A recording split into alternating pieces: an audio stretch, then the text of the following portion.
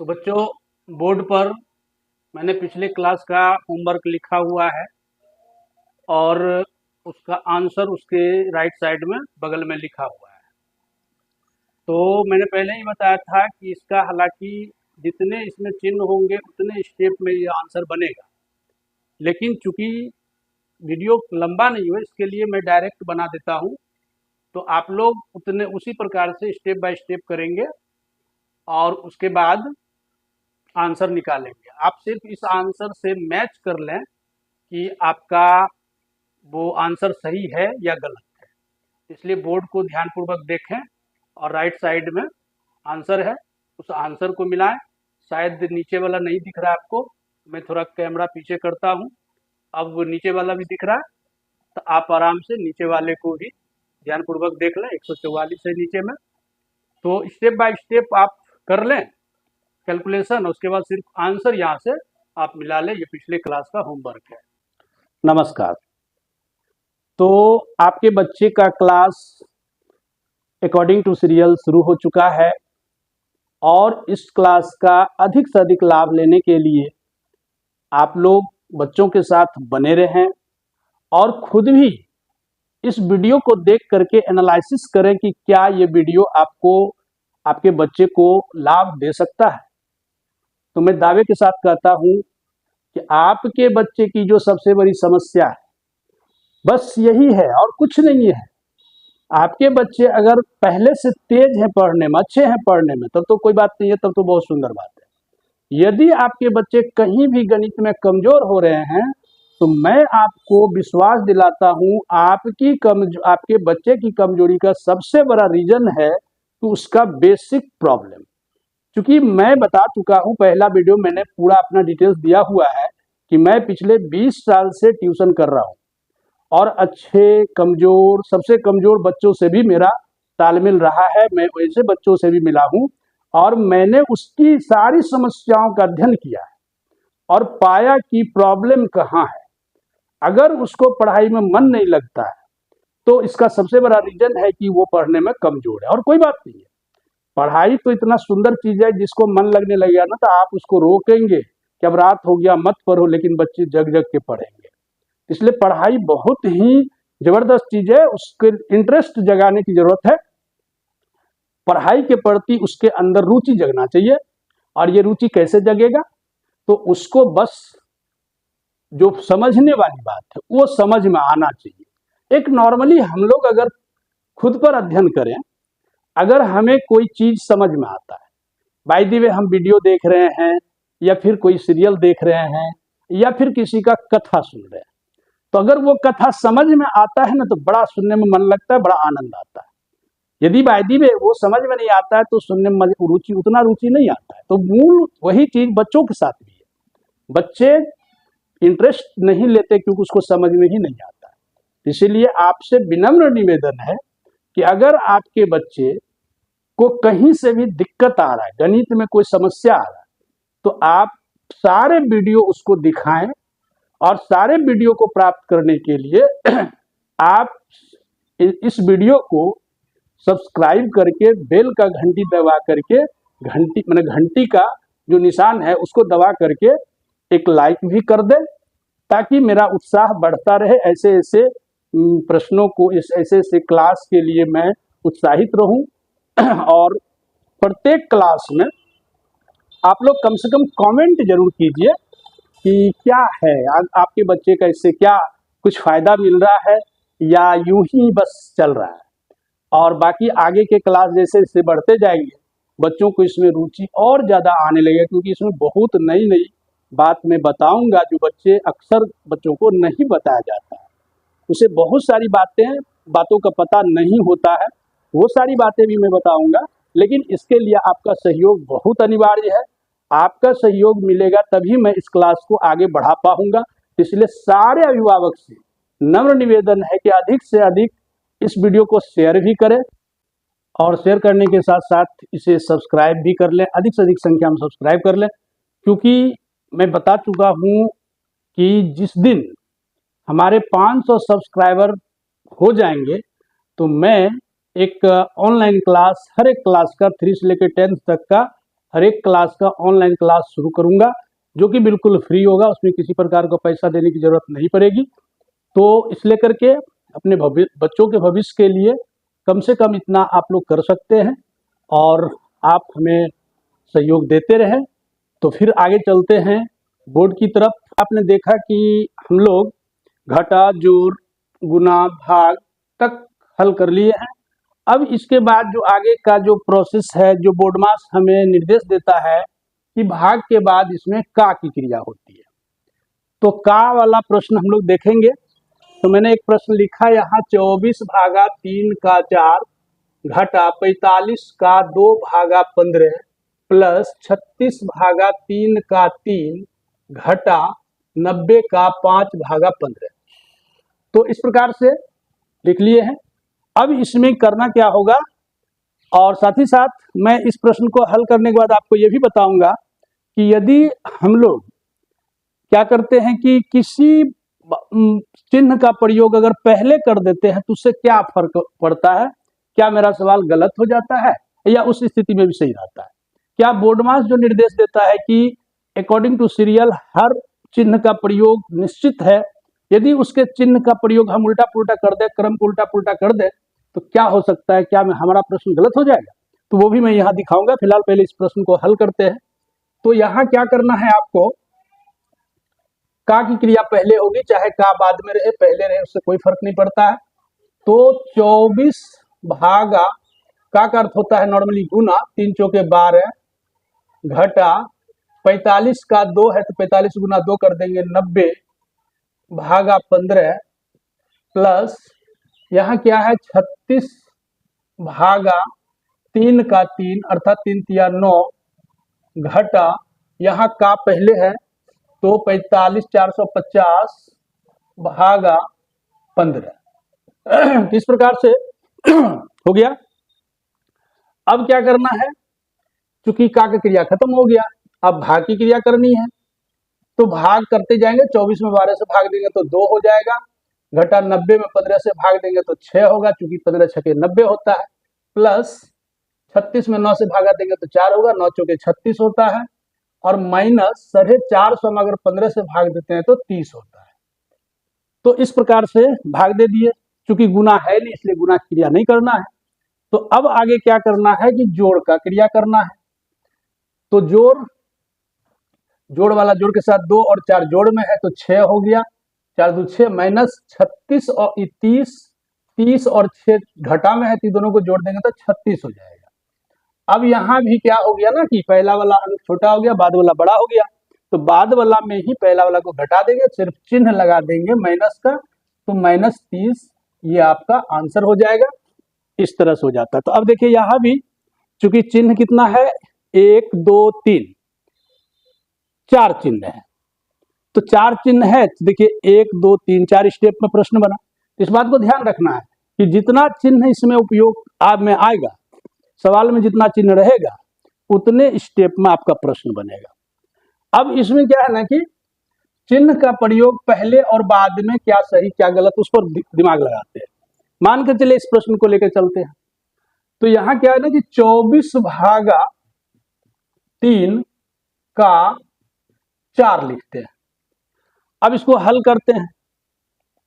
तो हल कर जो प्रोसेस है, मैंने नियम के तहत जब हल करते हैं तो क्या रिजल्ट आता है और जब नियम को तोड़ते हैं तो क्या रिजल्ट आता है। यदि दोनों ही परिस्थिति में रिजल्ट समान आएगा तब तो नियम को तोड़ भी सकते हैं, मैंने नियम से बनावे या ना बनावे कोई फर्क नहीं पड़ता। लेकिन यदि अंतर आता है तो इसका मतलब है कि रूल का पालन करना पड़ेगा, नियम का पालन करना पड़ेगा। तो 24 में 3 से भाग देंगे, मीन्स पहले रूल से सब बनाते हैं।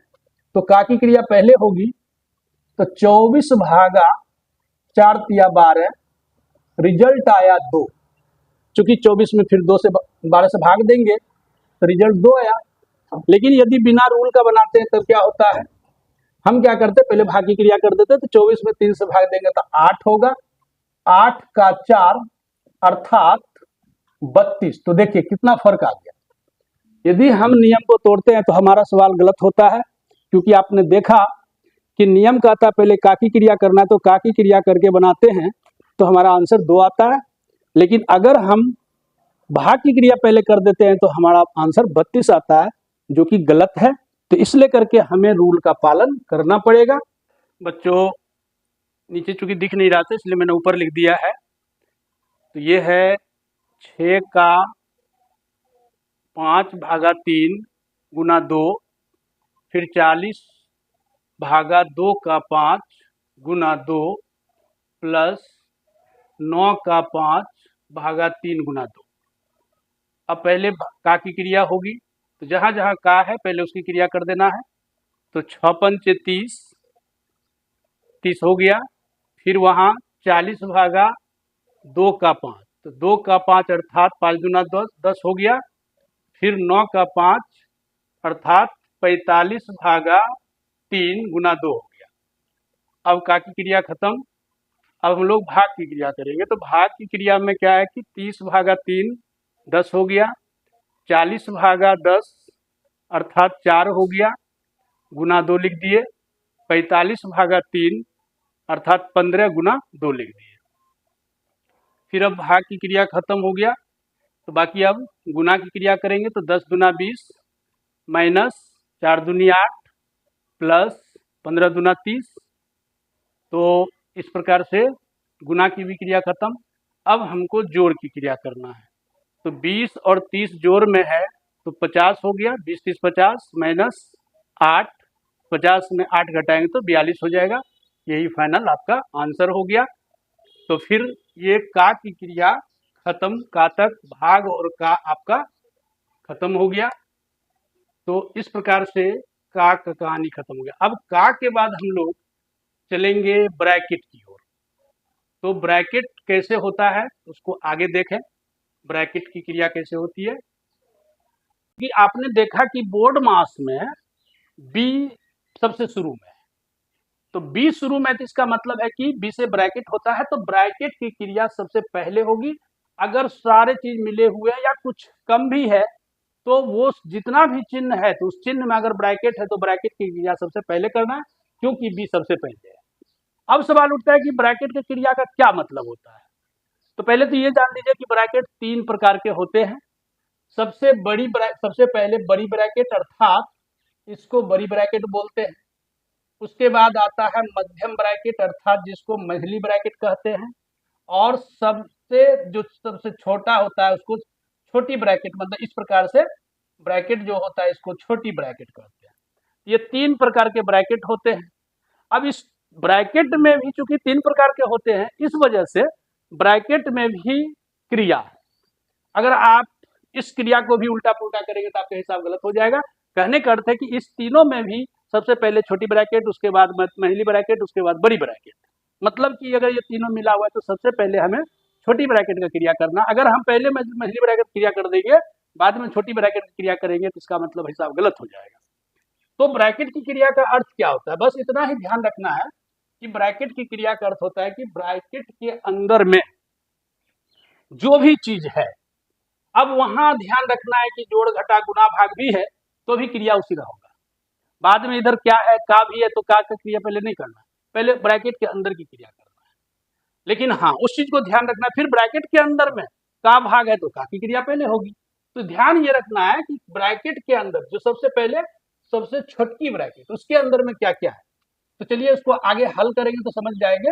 तो 2 जोड़ 15 भागा, अब देखिए यहाँ जोड़ भाग और का है तो पहले हम का की क्रिया कर देंगे तो 3 बचे 15, फिर माइनस बड़ी ब्रैकेट 2 जोड़ 6 घटा, यहाँ क्या है ना कि 24 भागा का की क्रिया पहले कर देना है तो 3 गुना 6 प्लस ब्रैकेट की क्रिया अर्थात इस ब्रैकेट में क्या क्या है, भाग और का है तो का की क्रिया पहले होती है। तो 30 भागा 2 पंचे 10, 10 लिख देना है। और इस प्रकार से आपका छोटी ब्रैकेट का क्रिया पहले हो गया, अर्थात उसके अंदर जो भी चीज था उसका पहला क्रिया कर दिया। इस तरह से हम लोग लिखते जाएंगे, जिसका क्रिया होगा उसको क्रिया कर देंगे, जिसका नहीं होगा चुपचाप उसको उतार देंगे। अब यहाँ क्या करना है कि फिलहाल उतारते जाना है सारे प्रश्नों को, भागा 15 क्रिया नहीं करना है, 15 में 15 से भाग नहीं देना है, बस उतारते जाना है। माइनस बड़ी ब्रैकेट 2 जोड़ 6 माइनस मंझली ब्रैकेट 24/6 प्लस, अब इसके बीच, तो ये जो ब्रैकेट में 30 में 10 से भाग देंगे तो 3 होगा, अर्थात उसके बाद छोटी ब्रैकेट में कुछ बचेगा नहीं, इसलिए करके उसको हम बाहर कर लेंगे। तो 30 में 10 से भाग दे करके 3 को बाहर कर लिए, और बाद में यहाँ बड़ी ब्रैकेट भी लगाएंगे बंद करने के लिए। फिर आगे 2 जोड़, यहाँ देखिए इसको उतारते चलेंगे, 15/15 घटा 2 जोड़ 6 घटा। अब मंझली ब्रैकेट के बीच की क्रिया होगी, तो अर्थात इसके बीच में क्या क्या है, इसके बीच में भाग और जोड़ है, तो भाग की क्रिया हमको पहले कर देना है। 24 में 6 से भाग देंगे 4 होगा, प्लस 3, अर्थात भाग की क्रिया पहले हो गया। फिर इसको उतार देंगे 2 जोड़ 15/15, और आप कहेंगे कि इसका क्रिया पहले कर दे तो क्या फर्क आएगा, तो दिक्कत आएगा, इसलिए करके इसको सिर्फ उतारते जाना है। तो 2 जोड़ 6 घटा, अब देखिए इसका क्रिया कर देना है ब्रैकेट के अंदर का, तो चूंकि 4 3 7 होता है, तो 7 क्रिया करके इसको बाहर कर लेंगे। तो इस तरह से 7 हो गया, तो मंझली ब्रैकेट का क्रिया खत्म हो गया, इसलिए मंझली ब्रैकेट भी खत्म हो गया। अब हमको बड़ी ब्रैकेट का क्रिया करना है, तो 2 जोड़ 15/15 घटा, यहाँ क्या करना है, जोड़ का क्रिया पहले होता है, ये दोनों जोड़ में है, तो 6 2 8 घटा 7, फिर आगे लिखेंगे 2 जोड़ 15/15 माइनस, अब देखिए बड़ी ब्रैकेट के अंदर में क्या 8/7 है, तो 1 बचेगा 8 में 7 घटाने से, तो अब 1 को बाहर कर लेंगे और आपका बड़ी ब्रैकेट भी खत्म हो गया। रेस्ट अब पूरी तरह से बाहर आ गया। तो बाहर में हम देख रहे हैं जोड़ है, भाग है, घटा है, तो भाग की क्रिया पहले होगी, 15 में 15 से भाग देंगे तो 1 होगा, -1। अब यहाँ जोड़ करना है, तो 3 2 1 3 घटा 1, तो फाइनली आपका आंसर 2 होगा। और इस प्रकार से ब्रैकेट के साथ रहने के बाद एकदम सिस्टमेटिक तरीके से जिस चिन्ह का पहले प्रयोग होता है, जिस चिन्ह का पहले क्रिया होता है, उसको करते चलेंगे, हमारा हिसाब गलत नहीं होगा। तो इसी के साथ आज का क्लास यहाँ समाप्त होता है। अब मैं आपको कुछ प्रश्न दूंगा, आप उसको उतार लें और ईमानदारी पूर्वक अपने कॉपी में उसको हल करें, और नेक्स्ट अगले क्लास में हम आंसर दे देंगे, तो आप उसको मिला लेंगे। तो इस तरह से आपका प्रश्न चेक हो जाएगा। तो चलिए लिखते हैं। तो इस क्लास में मैंने बताया क्या क्या आपको, गुना, भाग, का नहीं का और ब्रैकेट मैंने बताया। तो का और ब्रैकेट से रिलेटेड आपको क्वेश्चन दिया जाएगा, तो इसको उतारिए। तो इस प्रकार से ये मैंने प्रश्न लिख दिया है, 8 प्रश्न हैं। आप इसे बहुत ध्यान से उतारें, अगर दिख नहीं रहा है तो वीडियो को जूम करके उतारें, बड़ा करके उतारें, और इसको उतारने के बाद ईमानदारी पूर्वक बगैर किसी प्रकार का हेल्प लेकर के, आपको ना तो कैलकुलेटर का हेल्प लेना है, ना किसी अपने से बड़े भाई बहनों का हेल्प लेना है, खुद से गुना भाग करना है। क्योंकि गणित सीखने का सीधा सा अर्थ है कि आपका जोड़ घटा गुना भाग का जो स्पीड है स्ट्रांग होना चाहिए और परफेक्ट होना चाहिए, इसलिए किसी का हेल्प नहीं लेना, अपने मन से बिल्कुल ध्यानपूर्वक ईमानदारी से बना करके आप रखेंगे। फिर नेक्स्ट क्लास में मैं इसका आंसर भी आपको दूंगा, तो आपको वो सब खुद से मैथ मिला लेना है। तो फिर ठीक है, इसी के साथ क्लास ऑफ करते हैं। Thank you. वीडियो को समाप्त करने से पहले मैं अभिभावकों से कुछ बात करना चाहता हूं कि अगर आपके बच्चे इस तरह के प्रश्न पहले से जानते हैं, तो आप उन्हें टेस्ट भी ले सकते हैं। यहाँ जो होमवर्क दिया जाता है, ये होमवर्क आप उसको अपनी निगरानी में बनवाइए। अगर वो बना देता है तो इसका मतलब वो पहले से जानता है, और यदि नहीं बना पाता है तो तय बात है वो उसके पास जानकारी की कमी है। तो इस लेकर के आपको बहुत ही गंभीरता से इस दायित्व को उठाना पड़ेगा। उसके बेसिक प्रॉब्लम को हल करने के लिए आपको ध्यान देना पड़ेगा, और आप उनको इस क्लास में जरूर ज्वाइन करवाएं। और अगर जान रहा है तो कहीं से कोई दिक्कत नहीं है। हालांकि यह क्लास तो अभी स्टार्ट हुआ है, इसमें आगे चल के बहुत सारे प्रश्न आएंगे, अभी सारे प्रश्नों के उत्तर अगर आपके बच्चे दे पा रहे हैं तो तय बात है कि आपके बच्चे सही हैं। तब आपके बच्चे को इस तरह के वीडियो से मीन्स देखने की जरूरत नहीं है, लेकिन कम से कम टेस्ट जरूर लें, क्योंकि टेस्ट से पता चल जाएगा कि आपके बच्चे कहाँ तक सही जानकारी रखते हैं।